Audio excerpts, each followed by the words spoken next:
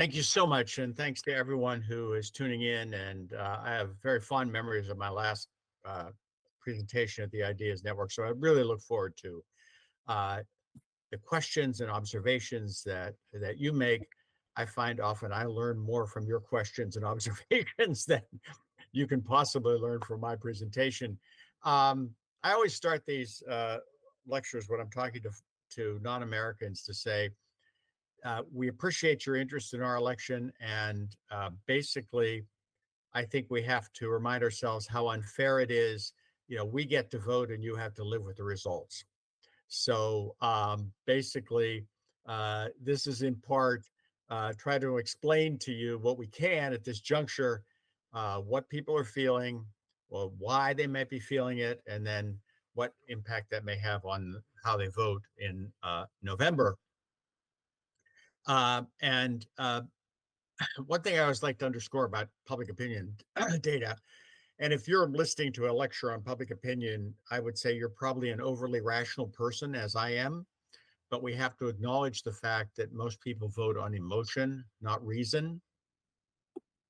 Certainly, there's ample data, we can get into it if you want to, about low information voters. I mean, people basically, 50% of Democrats and two-thirds of Republicans in the United States believe the country's in a recession. We haven't been in a recession since 2020. And that's just a tidbit of the low information issue we're dealing with. But anyway, with that background, why don't we start in and look at some of the things we know. Next slide.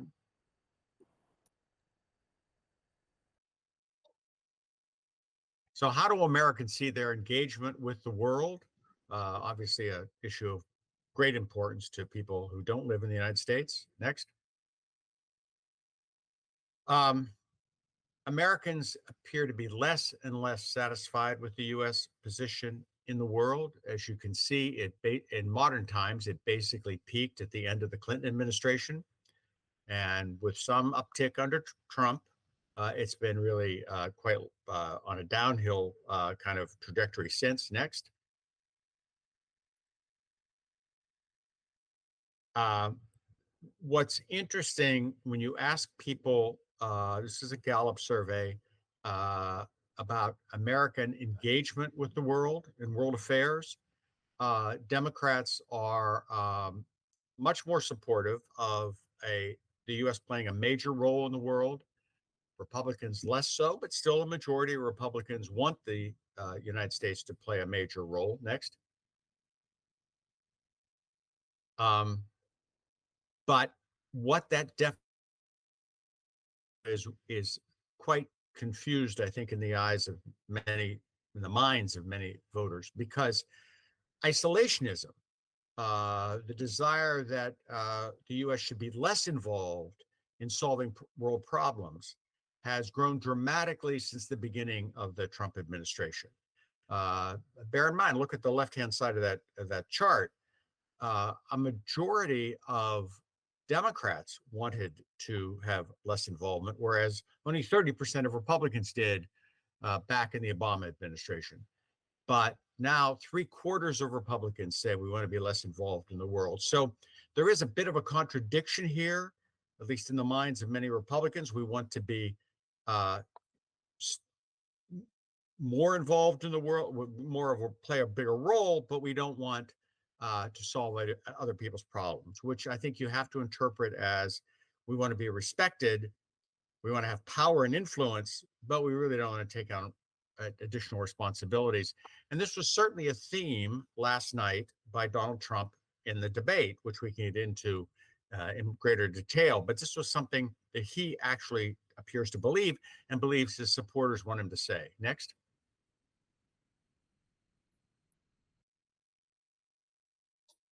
Um, Obviously, being a player in the world stage, especially in this day and age, the U.S. has allies and it has competitors.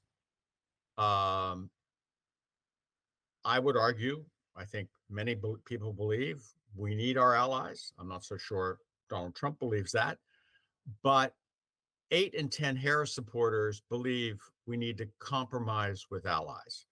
Certainly, I know our allies think that. but only 4 in 10 Trump supporters agree.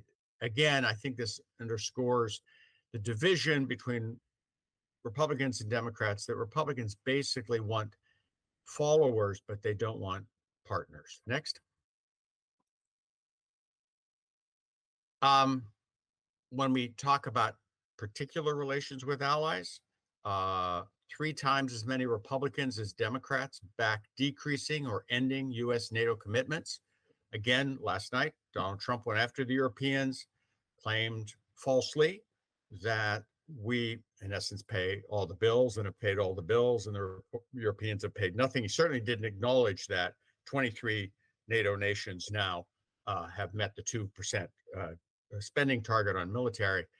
Um, as an aside, and I have no way to prove this other than my own intuition, if he is elected, I would be willing to bet any money that he will say the new target is 3.5%, not 2%. And the U.S. does spend 3.5%. Poland spends 3.5%. And I think that for Donald Trump, this is all about uh, we don't want to pay any more of this burden, and we want other people to pay it. And I'll show you in a minute, but this resonates with the American public. Basically, Americans believe that we do everything and the rest of the world does nothing. And that used to be shared between Democrats and Republicans. Now it's strongly held by Republicans and not held by Democrats. Next slide. Um, I think it is striking, and you'll see this in the next slide as well. The 2 principal adversaries of the United States, Russia and China, American disapproval of those 2 countries has never been worse. In this case, more unfavorable than at any time since the collapse of the Soviet Union. We can say it's justified or unjustified, but the point is the attitudes are such that um, uh, the American public feels very hostile towards Russia. Next slide.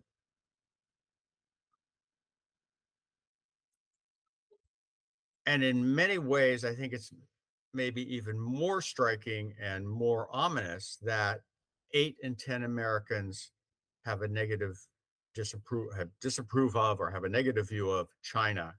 This is worse than even after Tiananmen Square, and it creates a situation where an American politician feels free to say anti-Chinese things and promise to do anti-Chinese things, and the public overwhelmingly supports it. Next. Um, with regard to the strife in the Middle East, uh, Americans increasingly disapprove of the Israeli military action in Gaza. And there's another piece of data here that I think in many ways is even more ominous for Israel. Well before the Gaza war, both the Pew surveys and the Gallup surveys showed that if you ask people, do you have a favorable view of the Israelis or the Palestinians, the favorable view of the Israelis among young Americans has started to go down years ago, and it continues to go down. And it's gone down even further since the Gaza war, as one might expect, maybe. The approval of the Palestinians has gone up a little bit.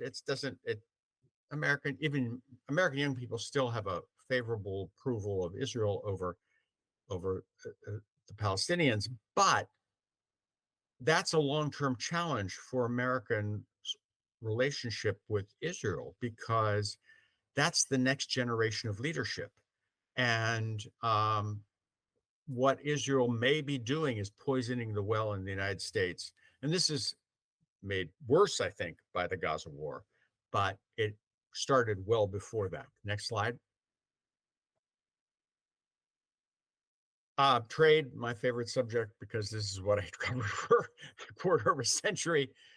This is a recent set of questions done by the Cato Institute, but we at Pew did similar questions for years. Basically, Americans believe that trade's good for the country, They just don't necessarily believe it's good for them. They believe it creates innovation, that it gives them better choice of products and cheaper products. But on the fundamental questions of, does trade create jobs? No, Americans don't believe that. Does it lower wages? No, Americans don't believe. Does it raise wages? No, Americans don't believe that. And basically, people don't believe that trade lowers prices. And so, again, if one attacks trade, as Donald Trump does, and Joe Biden to a certain extent has done, you find a willing audience. Next slide. Okay, the 2024 election. There's one thing next. There's one thing that I think this is to step bit. To understand the underlying issues in American politics, I think we have to appreciate the accelerating pace of change in American life. Now, I think it's the same in UK. It's the same in Europe. That's not the issue. But I think it's hard to understand why some people in America feel the way they do. And if you don't understand what, if you lived, if say you were 18 years old in 1967, 50 years later, how your life has changed. The percentage of foreign-born people in the country has tripled over that 50-year period. We are a nation of immigrants, and we've never had a 50-year period where the percentage of foreign-born people tripled in a 50-year period. We are now at 13 to 14% of the population that is foreign-born. That's happened only twice again in our history, in 1880 and 1920, and both times there was a populist backlash, which to me at least suggests that there's an underlying psychological, kind of barrier people have when the percentage of foreign-born people gets too high. It's separate from whether we need the immigrants, whether they're good for the country, they're morally the right thing to do. Similarly, you have, a majority of women didn't work outside the home in 1967. 50 years later, a strong majority work outside the home. Um, uh, the median wage of a white manufacturing worker over that 50-year period increased maybe 2 or 3% in real terms. So effectively, his wage didn't increase at all. Um, he's thus in a situation today where it's not a question of women's liberation that his wife works. It's a question of necessity. His father didn't need to have his mother work. So he gets to support the family on his salary. Now that that older male, has to have his wife work because they need the money. What kind of man am I that I can't support my wife the way my father supported my mother? So I think that's one of the other psychological things going on for many Americans.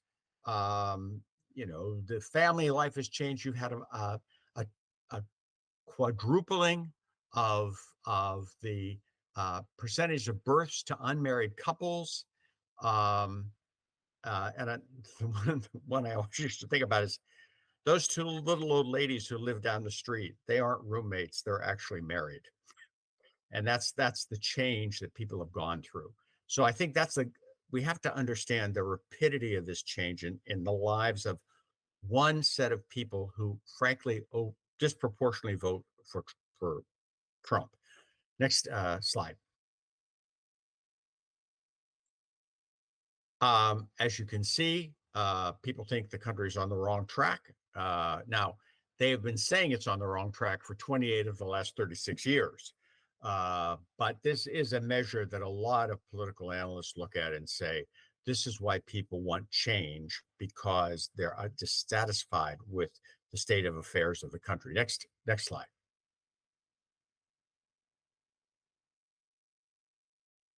I don't think you can overestimate the amount of polarization in American society. I think everyone on this um, program probably understands that Americans are polarized. But when you look at the data, I think it is striking how deeply polarized we are on almost every issue. On immigration, Look at the difference between Republicans and Democrats. It's 43 percentage points. On climate, it's 51 percentage points. These are huge partisan differences. Next slide.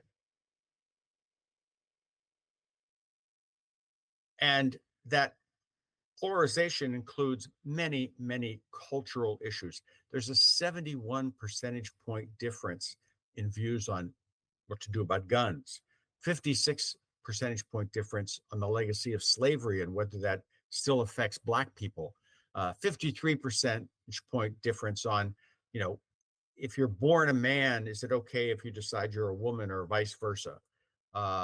Gender identity issues deeply divide the society. Go ahead. Next slide. And this has led 2/3 of Americans to say that the US political and economic system needs major change or to be torn down. Now, this is in part a bad question because you could ask me, do I think it needs major change? And I would believe in a certain set of changes that are needed. And as supporter of someone else could say, well, no, I'm totally different set of changes. Uh, but we should remind ourselves, this latest Congress was the least productive Congress in human history and in American history. Um, we have a judicial system that seems to be broken. Um, uh, there's a real question among at least Republicans about whether you can trust the government to run the elections. There's a poll that just came out yesterday that half of trust Donald Trump more than they trust the government on election outcomes. So again, there's this distrust and there's also a dysfunction that feeds into this sentiment. Next slide. And that has led, next slide, to nearly half of Republicans and a quarter of Democrats say they want a strong leader not impeded by the courts and Congress. So when Donald Trump says, I'm going to be dictator for a day, you have 25% of Democrats who say, well, maybe that's what the country needs. So I think this is something to be watched very closely. Next slide. Okay, the horse race, we'll go through this very quickly. We had the debate last night. One comment on the debate, overwhelmingly in the snap poll done by CNN after the election, after the debate, people think Harris won. 63% said Harris won, 37% said Trump won. Interestingly, that's just the reverse of what happened after the Trump-Biden debate when Biden was so disastrous. So I would say that Harris did very well and was able to get under Trump's skin. We'll see whether that means anything in the national polls going forward, because as you can see, it's basically tied right now. And each poll is going to differ a bit, but it's basically tied. Next slide.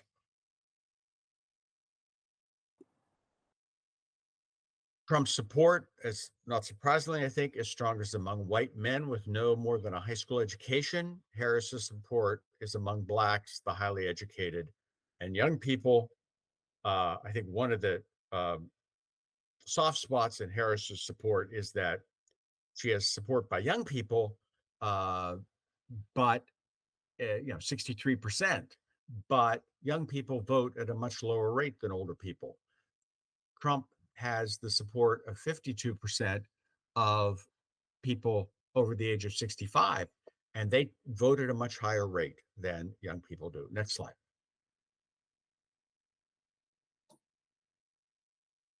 As those of you who follow American politics know, we do not elect a president by popular vote. We elect a president state by state in what's called the Electoral College. The background is that the creation of the Electoral College was required by the slaveholding states in the South to be willing to join this new country that was being created in 1789. So this Electoral College is a direct legacy of slavery. And because they didn't want to be outvoted, because the North was growing its population much faster than the South. But we're stuck with this now. It's in the Constitution. It will never be changed.